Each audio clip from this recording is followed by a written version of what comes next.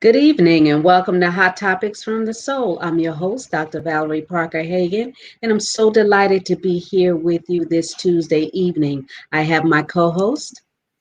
Well, good evening, Dr. J.R. Thicklin, and I'm so glad to be here with you on this last Tuesday in the month of March.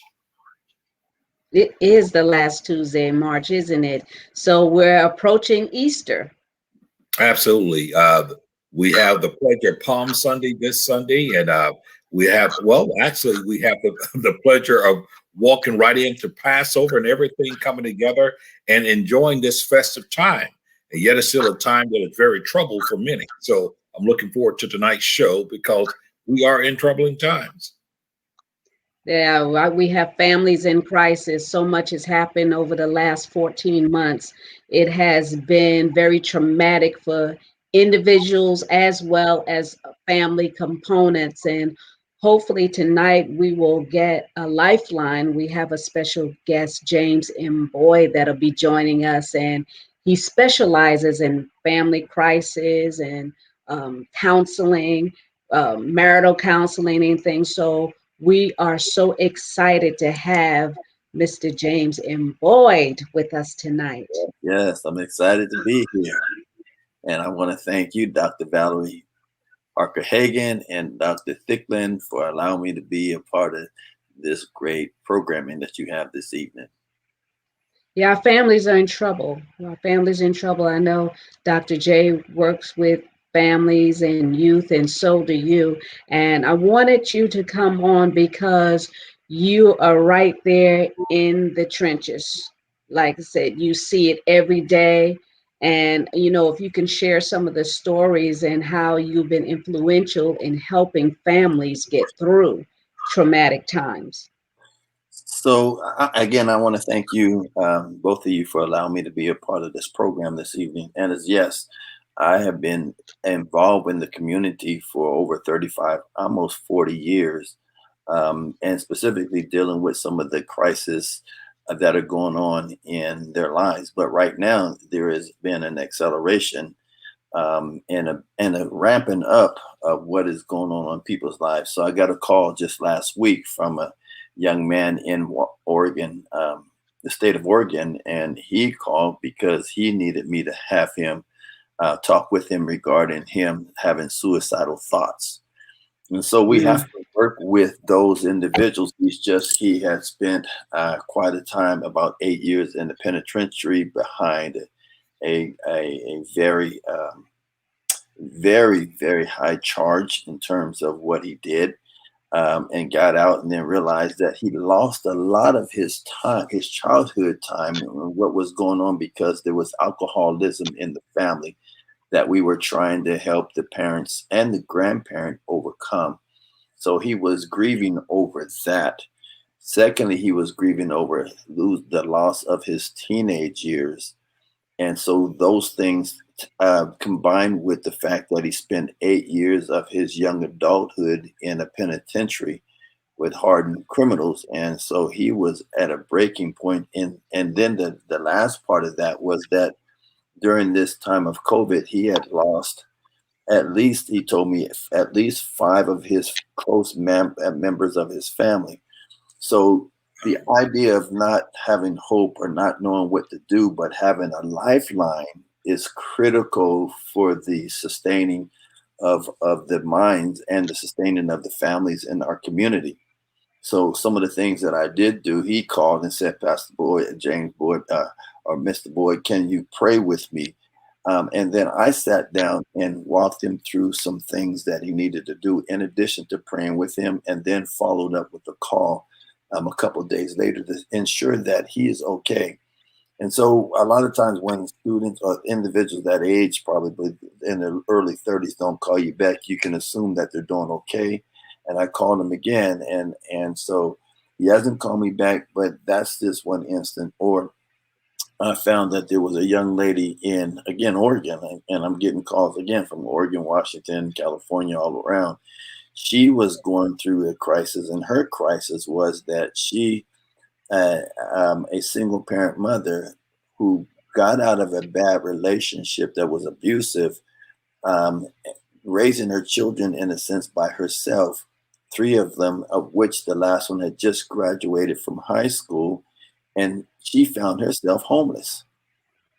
And let me just be clear with you, this was not a situation that was an easy situation, because she's homeless. She has a son that's with her living in a car, trying to find a shelter. And again, what I did was to try to help set up a system and of individuals in Oregon and Washington that could be a support system for her, so that she would be able to find some kind of peace.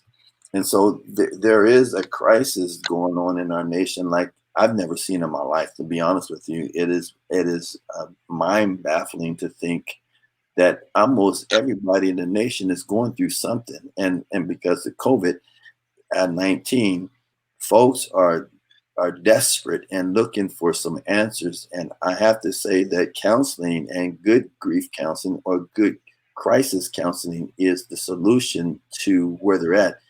And I'm not going to go into the solutions at this point in time, because there is a process that we can go in. But then I had another individual that found themselves, and they're in a crisis, and I'm going to have to sit down with that person and help them out of the crisis that they're in. And it's because there's something internally inside their mind that they're working through. And the way that people treat it is that they medicate it. And they Yeah. medicate it by alcohol or drugs or sex Yes. or something. They try to find something that is going to, in their mind, fix the situation. But really, it only worsens the situation, because in their mind, they're so focused in on the crisis that they're in that they can't really see what is over the horizon, and what detrimental things, the alcohol, the drugs, the sex, or whatever the pornography or whatever they're in, it only worsens the situation. So we have to back them back and say, well, this is not going to help you in your situation or your circumstances. This only worsens it, because you can't really deal with the reality that you're in. And so I've dealt with that one. And then marriage counseling has been crazy, because folks are cooped up with each other now. I And know. I was telling Dr. J, I said, you know, people that have been married for years now, that they've been so used to passing each other, going to work, yep, getting the kids ready for yep. school, so they've been constantly being busy. And it's okay to spend the weekends together, but when you have to spend every day with that individual, day in and day out, weeks and then months, and then this whole past year, the rules of engagement has changed in the Man, household. We have man, more people separating and saying, man. you know they find themselves that they were living as roommates instead of lovers, friends and lovers. So it has taken a toll on relationships. The whole dynamic has changed, and the trajectory of what we seen years ago has been, in my mind, um, not just multiplied, but exponentially changed. And you're right, in the home, I'm with my wife, and there's been days 24/7. Boy, looky here, I needed some counseling. But reality is, and I say that tongue in cheek, but reality is, you're having to navigate through waters that you've never had before, as Dr. Val said. Now you're with each other that time, and whereas before, when you were just going into this relationship and marriage, it was great. You didn't want to be apart, but now you are forced to be together, and you're being forced to see really what's going on inside of that person's psyche, what's going on inside of their heart, what's going on inside of them as an individual. And then a lot of folks are asking the question, do I really want to be in this? And there is an unprecedented amount of people separating. There are, in addition to that, a lot of folks that are separating or looking and thinking that life on the other side of the fence is going to be better, not realizing that they jumped the fence, but they still bring the old baggage with them. All they're doing is bringing their old baggage into a new relationship, and that we know doesn't work. So Right. you're right.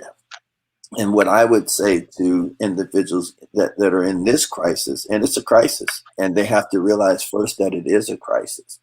And the second thing, they have to realize that there has to be a solution in order for them to get out of the crisis mode, to get into a normal mode or to a safe and comfortable mode. And I believe the part of that is to identify what the crisis is. What is it that's irking me in you, and what's irking you in me, and how do we work this thing, and what are our rules of engagement, and then what how do we work through this struggle, because it is a struggle. When you look at that person, you can't look them in the eye. Something's wrong. And so the reality is that you have to get to the place of being able to look that person in the eye, sit them down, and work through one challenge at a time, and realize that you're in a crisis. The nation is in a crisis. I have never seen anything like this. I'm 62 years old, and I've never seen anything like this in my lifetime, where you have COVID virus, you have that virus, you have the loss of home, you have the loss of life, you have the loss of relationships, you have the loss of employment, you have the loss of health, you have the loss of So stability, many losses, so many so many losses, and losses. it's, and that's why people are gravitating more, taking their lives and having the courage to live it, because they don't see a light at the end of the tunnel. Hmm. And And we've been arrogant to where we're like, well, we don't want handouts, we don't want help. But you don't ask for help because you're weak. You ask for help so that you can remain strong. We're all in this together. There's no highs, there's no big eyes, and no little U's anymore. It has leveled the playing field, even for those that are rich. They find themselves humbled under the mighty hand of God, because they're in a place, they're in a situation where no matter how much money you have, you can't pay your way out of it. mm-mm, mm-mm, So the truth of the matter is that when you're in a relationship, which a lot of people have become separated and disconnected because, like I said, they've been passing through the night, that you actually need to reconnect, reposition yourself. And what that was that allowed you to gravitate and love that person that you're with now, try to rekindle that. And the only way you can do it is through communication. I believe that the disconnect always starts when the communication ceases.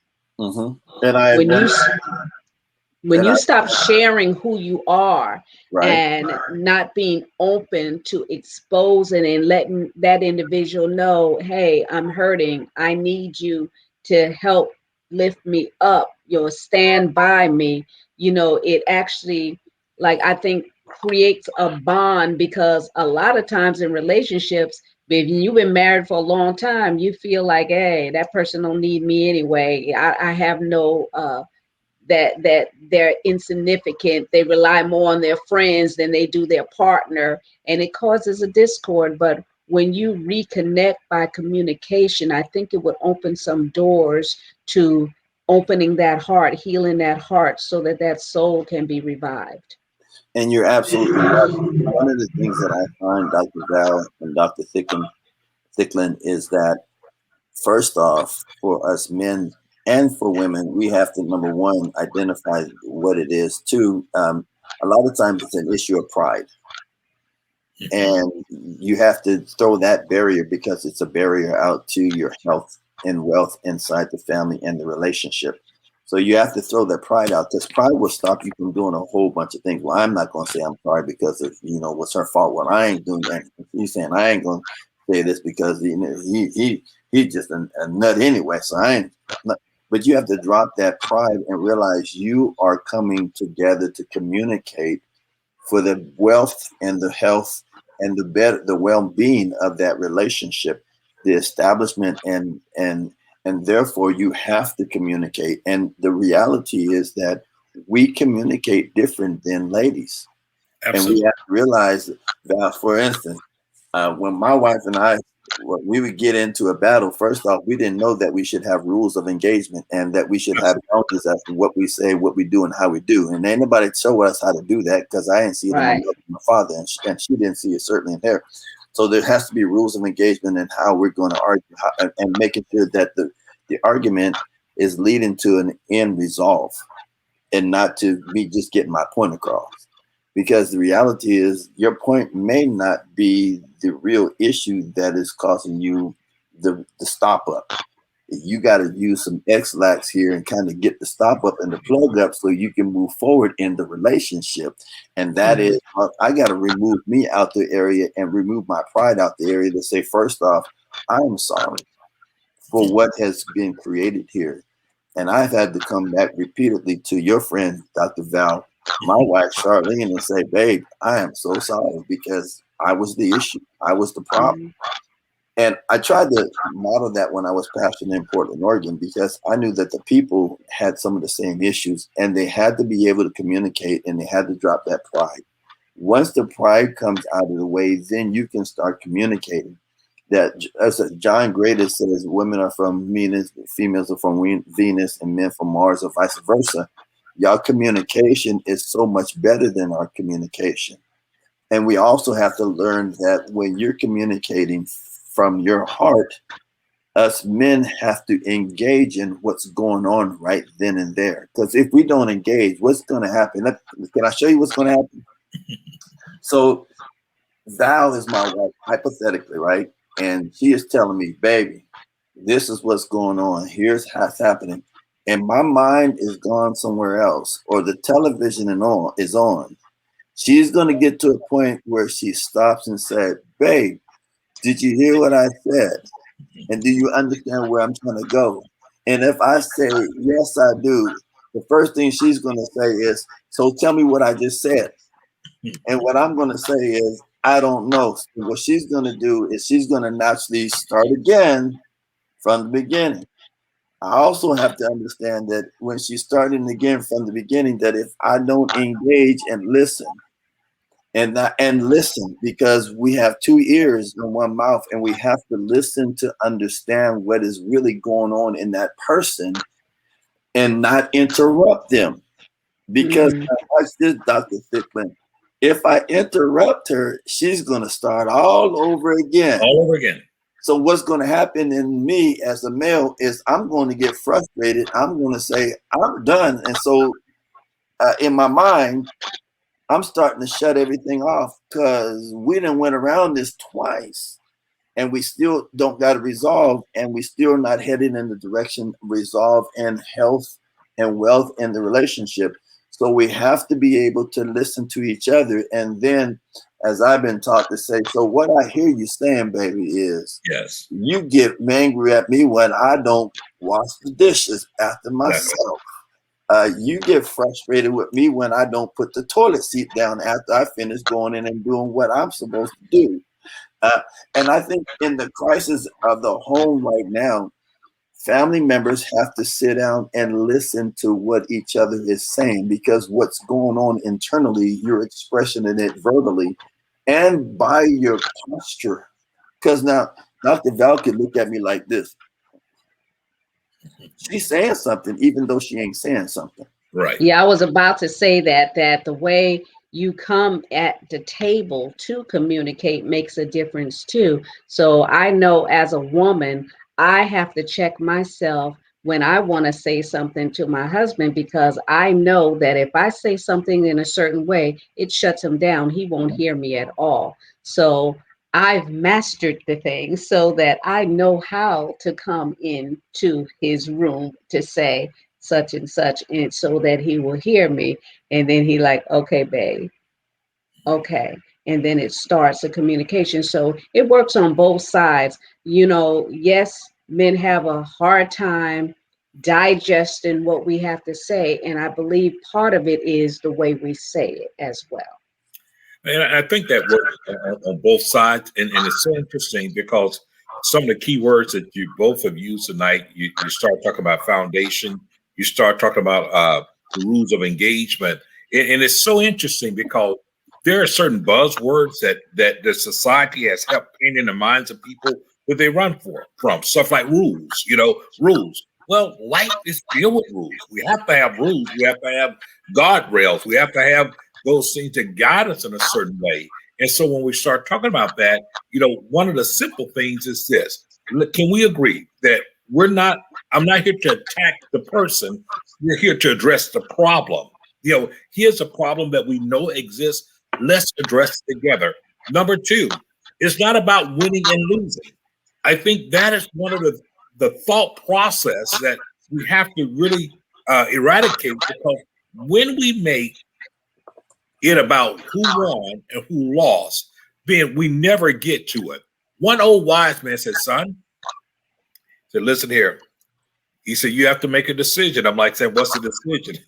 He said, you have to decide whether you want to be happy or do you want to be right? And it just left me, and I'm speechless. Mm-hmm. Do I want to be happy or do I want to be right? And what he was literally saying is that it's not a matter whether he was right always, but what is it that you can do to find the road to happiness?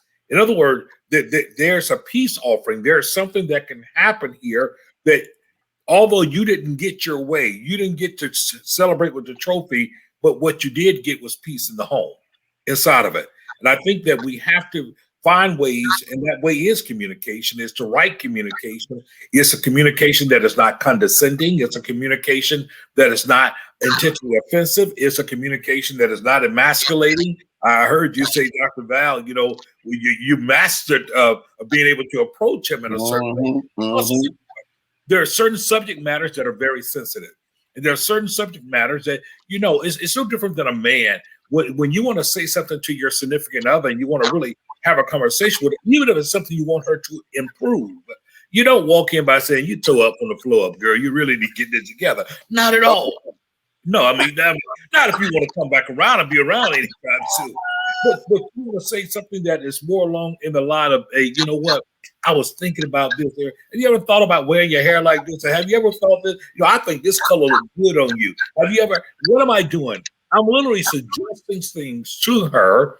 And by the same token, I'm getting her to all of a sudden entertain the fact of something I might like. Now, try going in and say, baby, that style done wore out by now, girl. Right. Don't do that. It's the 21st century and some, okay? It's time for you to move on.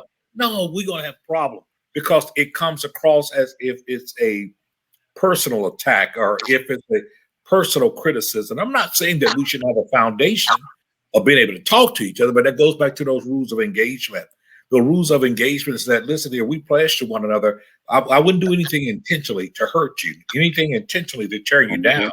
Mm-hmm. I want to hear your heart, and I want you to hear me as well. It's not about me being right or wrong, because sometimes if we're smart, we don't want to win every disagreement or every argument. We don't want to develop a track record of saying, well, I got that one right. I won that one. I won that one. Because at the end of the day, you might have won all of those things, but you lost the pure essence of what really makes you who you are.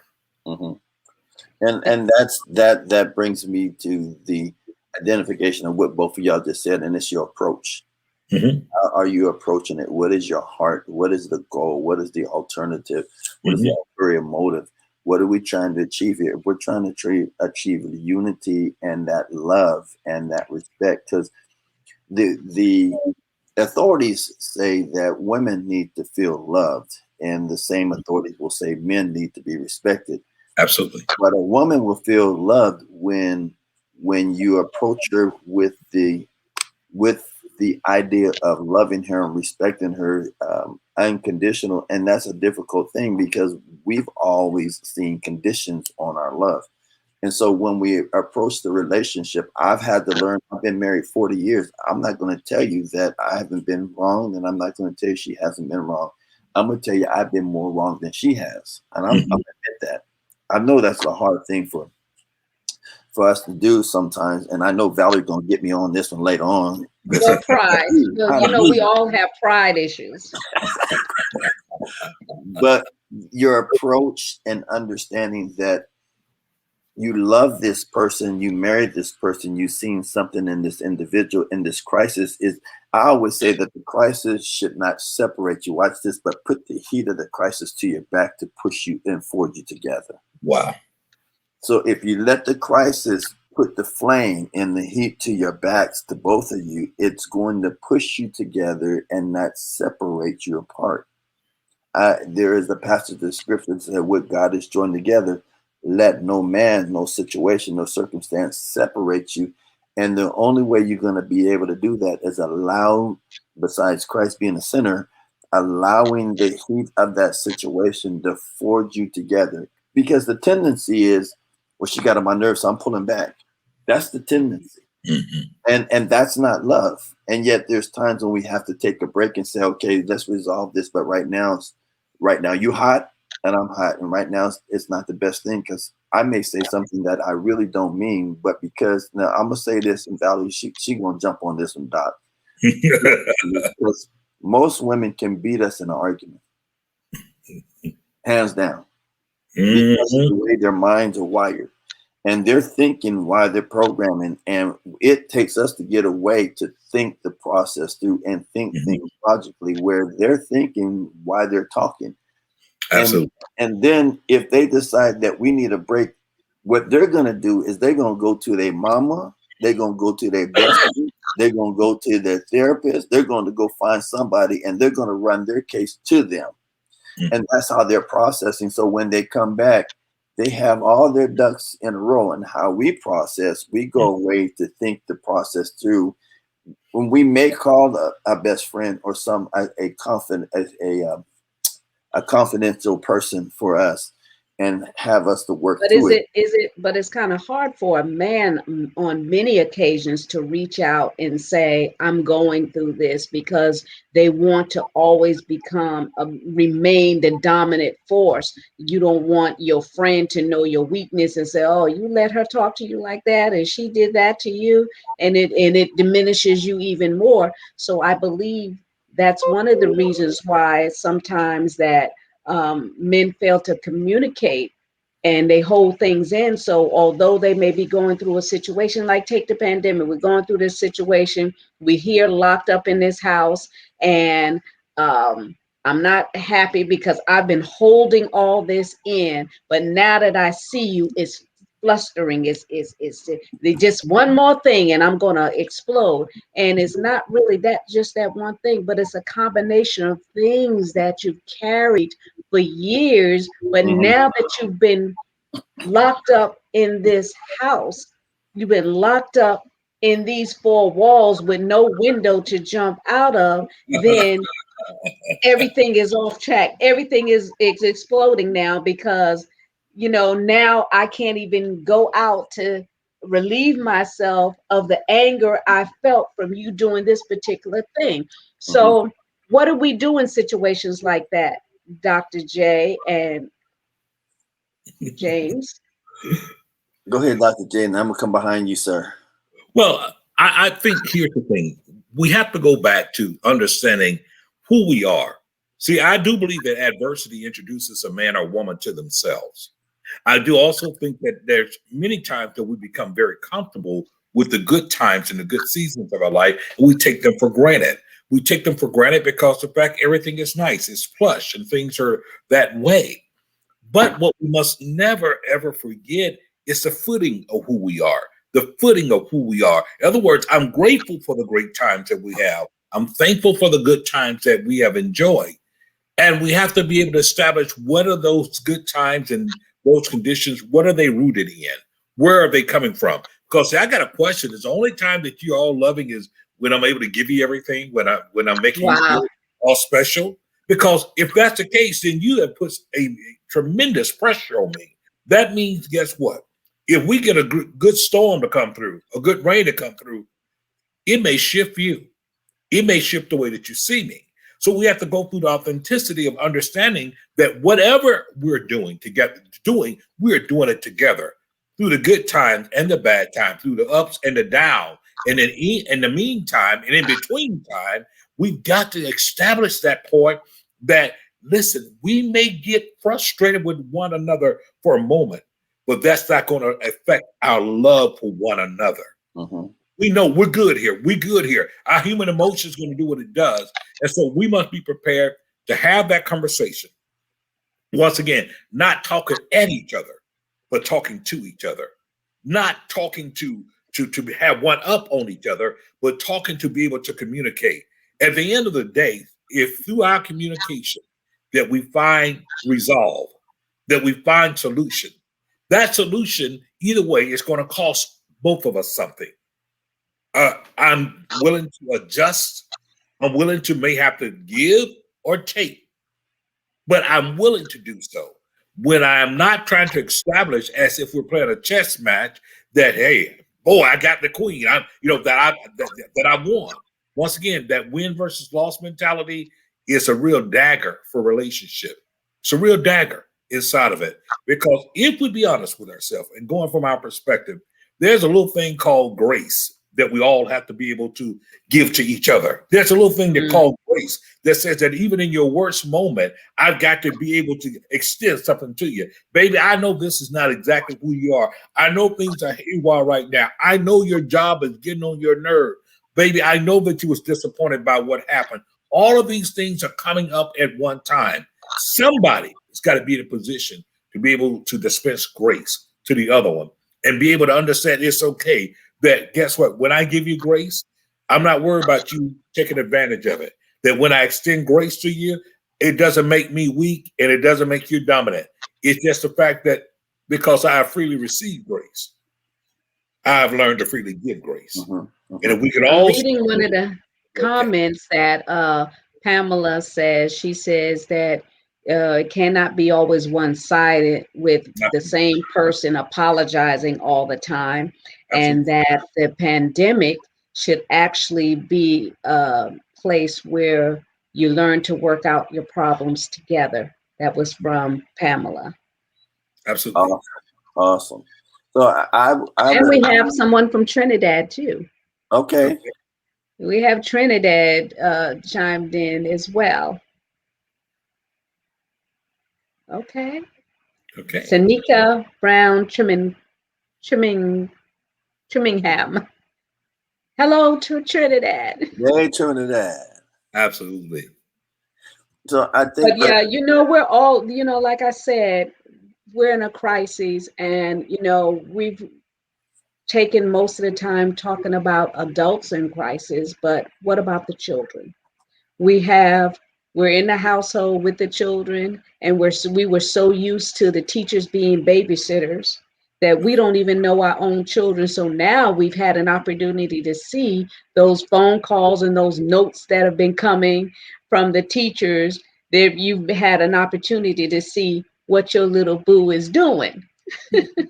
So how do you address that? How do you get acquainted with your child after there's been a disconnect? Because if you disconnected from your spouse, a lot of times you're disconnected from your children as well.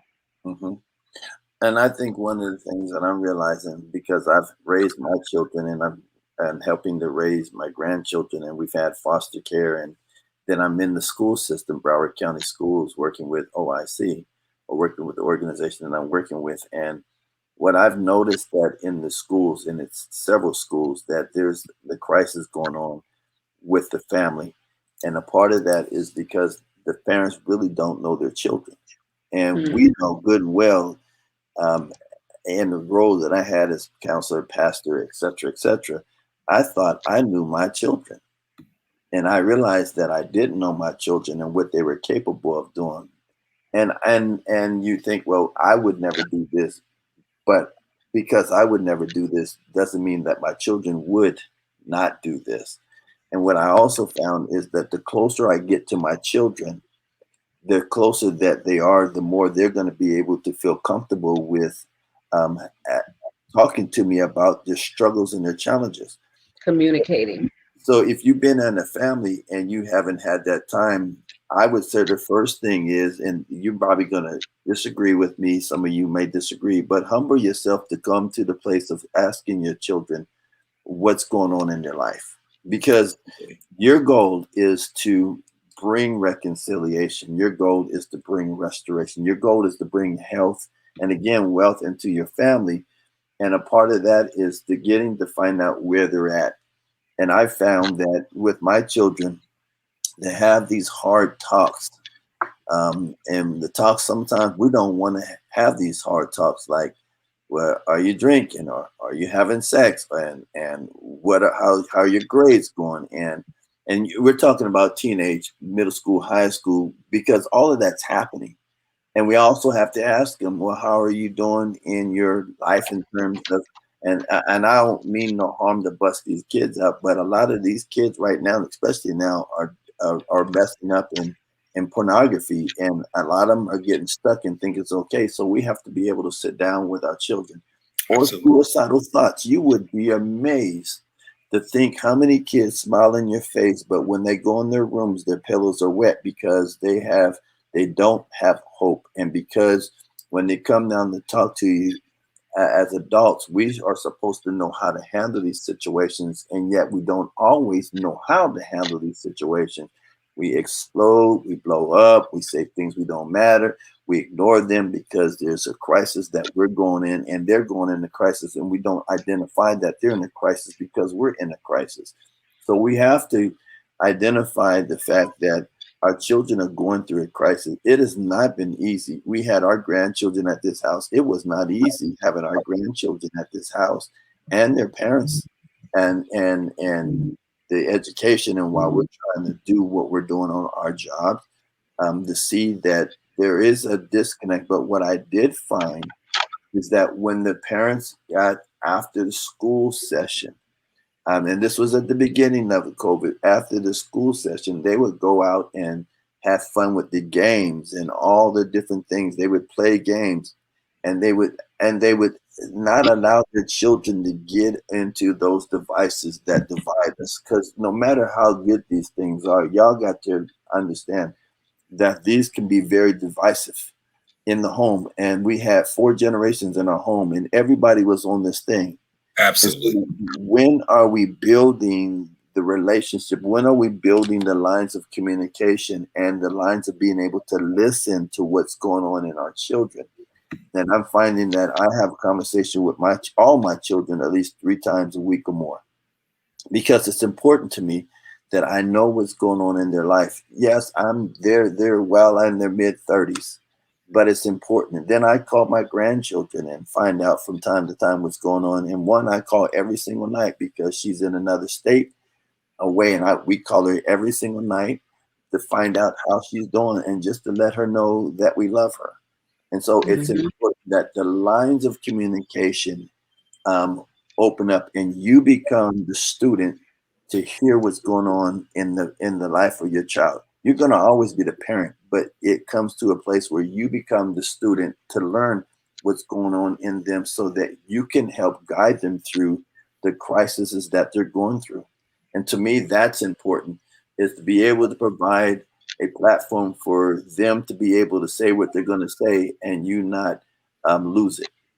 You know, I think you said something so important there because of the fact, and I love it. I really admire the fact that you talk about your communication, how important it is, even be in communication with your older children and your grandkids and those type things. I really think that somewhere along the line, the generations have to conclude within their heart that there is no ironclad rule. What do I mean? Oftentimes, because our children do not act like we act the way we perceive that we act when we were their age, we often say, well, hey, we had to learn, we had to get it on our own. This is what happened to us. They're going to get it. They're going to have to get it the same way that we got it. And what I've discovered, that's not necessarily true. The playing field is different. Yes, it is. Yeah, it is definitely different. The circumstances are different. The things that society even presents and throw at them is different. Yes, we can say in one hand that, man, they have opportunity, they have access to technology, they have access to all those things. But those are the very things that we look at as asset are also liabilities. Exactly. And so we have to understand they're not able to navigate always the same way. And having your present knowledge, having your present counsel, not your present criticism, but your present counsel can make it a lot easier. You know, one of my second youngest son, I know they put so much pressure on himself because he wants to be this great father. He wants to be this great father. And then he wants to prove to me that he's this great father. Well, he broke down about 3 weeks ago to tell me, listen, I need you. I need you now. And no matter how well I thought I had done, it was a wake-up call for me. It was a wake-up call for me to realize that he is saying, Dad, I find myself in a situation that I don't recall how you handled it when you were in this situation. But I need some guidance. I need some. And you know what it made me think about? I spend my life talking to people, fathers, children. You know, I'm out there all the time doing this. And maybe I've concluded that my work was done. And that's the problem with a lot of us. Maybe we concluded that our work was done. Maybe for many of the parents who discovered that there were little people that belonged to them that they didn't really know because the school had them most of the time, activities had them all the time, and now they're home. And guess what? Nowhere to run to, nowhere to hide. Nowhere to hide. And now we're dealing with them, and we realize that we didn't know them as well as we thought we did. Exactly. We didn't. And so we have to humble ourselves once again to be both the parent, the teacher, and the student. So our great friend, the late Dr. Miles Monroe, used to always say this. He said, the whole world is my classroom, and everyone is my teacher. Yep. And even our children, it doesn't take nothing from us, but we can learn from them. We can learn about the things they're going through. Because you talked about earlier, the cry, the suicidal ideations. We see those things happening more and more inside of things. People feeling trapped. People feel trapped because of loss. When we talk about anger, one of the reasons for anger is oftentimes people have this sense of loss, you know, unexpected loss or failure that they did not expect to have. And it's easier for someone when things are going good for them to say, oh, get over it, grow up. You know, hey, you're going to be all right. But in the moment, the listening ear, the gentle attention, in the moment, you might just need to hold them. And what I've discovered is sometimes I don't always have the answer, but there's something about that presence. My presence, whether it's a physical presence, whether it's even a FaceTime presence. Sometimes the fact is, son, I'm listening. You have my undivided attention. Bottom line is, as parents, we need to show up. Right. We need to show up, not just to discipline, but we need to show up in ways, show up in love, show up in caring, show up in giving, and pay attention. Pay attention to what they're not saying, because you know, I'm now more so than ever, the bullying, which is a form of domestic violence, they're one and the same. The bullies at school, so they transition from school to internet. And their cell phones. So it's constantly, but they attack you mentally, and then it wears on you physically. So that's where the not being able to breathe and the suffocation and thinking, well, all is lost. You know, I don't want to see tomorrow, because they won't want to face the antagonizing bully that has overpowered them mentally to not be able to stand up in their own power. And that's what the bully does. The bully tries to diminish your power. And the reason why they do that is because they know that you're more powerful beyond measure. So they know more about you than you know yourself. But we need to be that force constantly feeding their value, their worth, so that they, when that bully comes up against them, they can be able to stand because they're emotionally sound. And so we have to play a part in that too. Where I know that we're so mentally and physically drained and disconnected trying to breathe. I know when I was in my first marriage and you know, raising 4 kids and working, and then in church and all this going on, I was trying to just exist.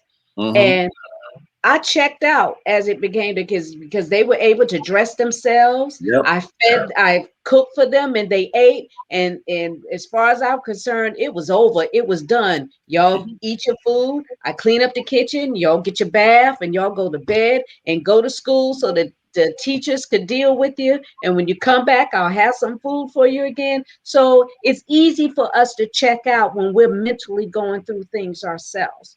But now is the time where we need to take back our families by force, like the word of God says. You know, the kingdom of God suffered violence, and the violent take it by force. So we need to be that force that says, stand up, no more. You're not having my child. You're not having my marriage. You're not attacking my income.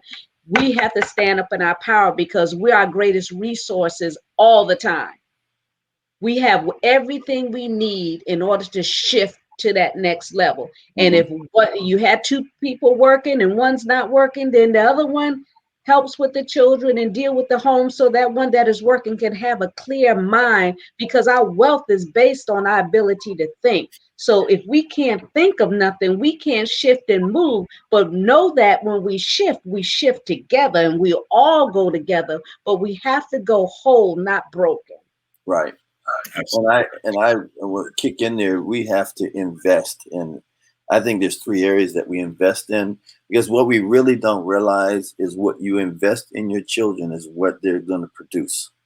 Ooh, wow. Yeah. And so we invest time in our children. The person that said was not the amount of time, but it's the quality time. To me, that's a lie, because you have to invest time into whatever you're building. If they say that you got to invest a couple 100,000 hours into whatever business you're building in order for it to be successful, then how much more time do we have to invest in our children, in our families, for there to be what we want it to be? And time has to be one of those things. When I was growing with our children, we bought everything that we could. We don't have a whole bunch of money now, but we invested. We took them on trips. We took them and bought skis. We did everything we could, and we did everything that we could. I went to basketball games, football games, soccer games. I went to watch my daughter cheerlead. I went on a golf course that I didn't understand what I was doing and picked up somebody else's ball and threw it. I didn't know what I was doing. My son said, "Put it down." I threw it because I wanted them to know how much I love them and care for them. And I was willing to do Participate. right. And it was something that I didn't particularly enjoy, but they did. And therefore, I had to invest my time in my children's lives. Secondly, I had to invest my energy, because there's times as a parent, look, y'all all both know, and the viewers out there, you know that there's times when you don't have very much energy, but you have to still give your children the best energy that you can. It doesn't mean that it's going to be that energy that they would otherwise give. I watch my wife with my children. My wife goes out 100% anytime something is going on for her children. She goes out 100%. I'm not going 100% the way she does, but I go 100%, but just not the way she does. She'll fix food. She'll fix this. She'll get that. We'll clean the house. We just had a granddaughter come and we cleaned the house. We fix food. I barbecued the food. She prepared some food. We spent time with them. We got kayaks. We put the kayaks out in the lake. We invested our time and our energy. Memorable moments. And it's critical because they never forget that. They never forget that. Papa, I remember when you did this. You may forget it, but they don't. And then the third thing is we invest our finances in our children. My granddaughter, I established her a bank account, and my grandsons got bank accounts. And I decided during COVID, I'm going to teach my grandsons how to invest money and how to think on their level. Yeah. Because that's critical. And so if I teach them how to do finances, then they won't be in the same binds that many others are in. And so I teach them, but I also give them finances, and I teach them how to make money work for money by when we do jobs, and I'll hire them to do jobs, and I'll work with them, and I teach them, and then I give them a little stipend and say, now, if I were you, I would take a bit of that money and put it here.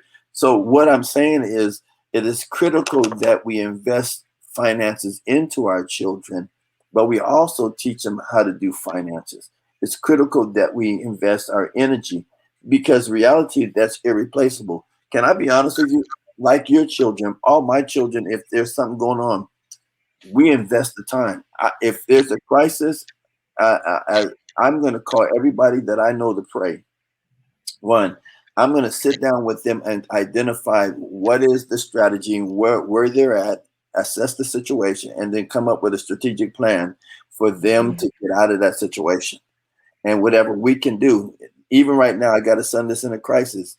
If we have to fly Charlene across the nation, 3,000 miles, it's what we have to do because we're investing our time, our energy, and our finances into the well establishment. What that does is it sows that into the minds of those parents who will know this is what we do when we're in a crisis. And as the show up. We show up. We show up. We show up. We show out, and we give all the best that we can. Even when we're tired, we flew across the nation for my son. We'll fly across the nation for the people that are the dearest to us. We have to show up, and we have to show up with time, energy, finances, and understand that what we're doing is we're attaching value to who they are in us. Does that make sense? Absolutely. Yes. We're attaching value. So when we show up, as Valerie said, Dr. Val said, when we show up, then what we're showing them is how much we value them. It's not what we're saying, it's what we're doing. And actions speak louder than words every single day. Absolutely. Absolutely. Well, it goes back to the power of presence. And the power of presence is PRESENCE, not necessarily the presence necessarily in terms of that. Because there are times that when the presence, meaning those things that we purchase, does not necessarily have the impact of what needs to happen. My only daughter went through a crisis here 2 months ago where her significant other was killed unexpectedly. And man, you talk about as much as I loved her and as versed as I am, I understood it wasn't the amount of words that I spoke. It wasn't none of those things as much as the power of presence. Let you know, I'm here, babe. I'm here. You know, you want to talk about it, you don't want to talk about it. Just want you to know that I'm here. It also helped me to understand somewhat of her love language and what meant things to her. So I'm watching how she's coming out of this, but knowing that it's important that I am alongside her in the midst of it. And I think that to a certain degree, as parents in the 21st century, we have to get in our mind that our work is not done when they turn 21. You get out of my house, you go. Not at all. Not at all. I'm still hands-on with all of mine. Thank you very much. So am I. Yeah, and all of us, we understand, you know, I tell people all the time, you know, I knew I was a man and all those things, but you realize when the time I felt most alone when I lost my parents, when both of them passed, man, you talk about a vulnerability I felt, and I'm like, oh my goodness. And all of a sudden, it was like the training wheels was totally off, although they had been off. I had family, did all that. But it was something about recognizing how much I still long for that counsel, I long for those important words, I long for that. And likewise, our kids may not express it the same way, but they really long for it. Some of our kids find themselves trying to prove to us that they're worthy, and oftentimes make some big mistakes because they're trying to prove to us because perhaps they didn't feel that we believed in them. And because they didn't feel that we believed in them, they now find themselves, if you would, trying to prove to us certain things, while other kids basically allow their work just to show the fact that I can get through this. One of the things that most encouraged me was having my kids, when everybody was gone, everybody had gone off to college and gone, I believe I was feeling it real bad. And I was nervous, I'll be honest with you, their way, and I would call. Sometimes I was hearing the phone ring and it wasn't them, you know what I'm saying? That was withdrawal. Oh, did y'all call? You're picking the phone. Did you call me? No. Did you call me? No. What's going on here? Nobody called. And when they recognized that it was me feeling a certain way, and I was concerned, the words that comforted me, my kids said, I never forget my son said, Dad, don't you trust what you taught us? Thank you. Oh, wow. Good. And when they told me that, I was like, don't you trust what you taught us? Now that freed me in a whole different way inside of that. But I did not misinterpret that to say, well, don't be concerned. But what they were saying, that you've given us the building blocks to be able to live this life. Trust that.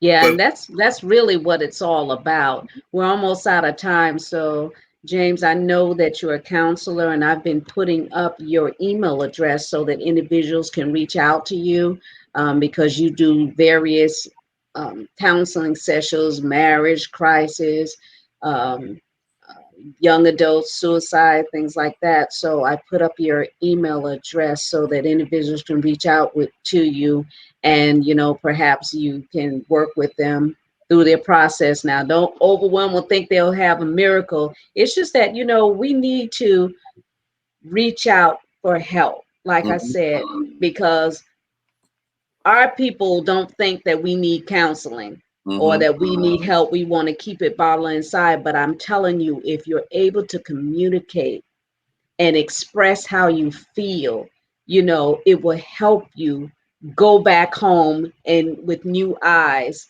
so that you will be able to help the healing process in your home. So if you want to speak on that, this few minutes we have left, so that individuals can reach out to you. So I'm available. You can send me an email, and I'm more than happy to respond in the email. Set up an appointment. We can talk about what the charge will be. It's not very, very much, and then we'll take a 45 minutes to an hour session and help you work through whatever you're working through. And this is, I think, critical because sometimes ministers suffer the same issues. As a absolutely. matter of fact, I found that when I was going through my struggles, I got depressed and didn't realize I was depressed and Absolutely. frustrated and didn't know I was. But at the same time, I knew something was wrong when I started crying, and I couldn't figure out why I was crying. And then I could figure out why I was crying, but I couldn't pinpoint it. And then I didn't know that I should go to somebody to help me work through it. And it wasn't until when I started working on that master's degree in my counseling that Dr. Patricia, one of my professors, told me the healer needs to get healed. Right. Hmm. Just say every professional, there has to be a place of relief, whether it's yoga, counseling. You've got to find a place where you can get that therapy that you need, so that Center. and so we're able to help you to come up with something, a plan and a solution. But you have to be willing to take it and be the person that helps contribute to that vision board and of where you want to go in your life and get that healing. And again, it doesn't mean that it's going to come overnight, but what it does mean is that we're laying out a strategic plan for you so that you can get that healing. And so Dr. Val has put my email address down there, and I will look at my emails and respond to you ASAP. Probably not tonight because I have a limit as to how many jobs I can do at one time. And since I am working 3, almost 4, besides being a husband and a grandfather, I'm more than happy to respond to you and come up with a plan so that you can get that healing and that wealth in the family that God would have you to have. There's a scripture that says, train up a child the way you would want him to go, and when they're old, they won't depart from it. We spiritualized it, but really what it means is identify the giftings in your child. And a part of that identifying is to get to know that child. And I think that even with your children, I've had several people in several places ask me to help them navigate through the crisis that they had or the disconnect. In reality, it's not a generational um, difference. It's really a communicational issue. And when we reflect, a lot of times I would help you guys understand, you just have to reflect back to where you were then and understand how you felt then and moving forward. So I'm more than happy to help you. And Dr. Val, um, I am so thankful for you and both Dr. Thicklin for having me on the show and the program to address some of the critical, crucial issues that are going on in the nation and the world. It's without a doubt an issue that has to be addressed. And I don't think that this um, should be the only time that you address this because it's really pertinent right now. I'm having folks call me from all around, and I'm having to say, here, let's discuss this. And then I'm also giving Bible verses for empowerment for people that are in the church, and for people not in the church. Here's some things that we can work with. Yeah, we have to be willing to participate in our own rescue. So, Yes, we do. um, James, that's your email address up there where an individual can reach out to you. And Dr. J, that's his website there. And he has information on there because he also does coaching and counseling as well. And if you go to my website from the soulawoman.com, there's a library of information there dealing with domestic violence, suicide. There's 800 numbers that you can call. There some tips on there for you to get. So, and all that's free. If you go to the website, you'll see the information there. And, you can sign up for my newsletter so that you can be a part of my database. So when I'm doing something, I can email you and let you know. But information, and communication is always the key to a Yes, it is. breakthrough. Yes, it is. So I thank you all for joining in, and all those that were sending us messages during the show. Thank you so much. It's appreciated. We're here because you're here. If you have a topic that you want us to address, you can put that there or send us an email and we'll address that because knowledge is power and Yes, it is. together we win. So thank you so much for joining us on another hot topic from the soul. Good night and God bless. Thank you. Good night, everybody. Good night. Thank you, Dr.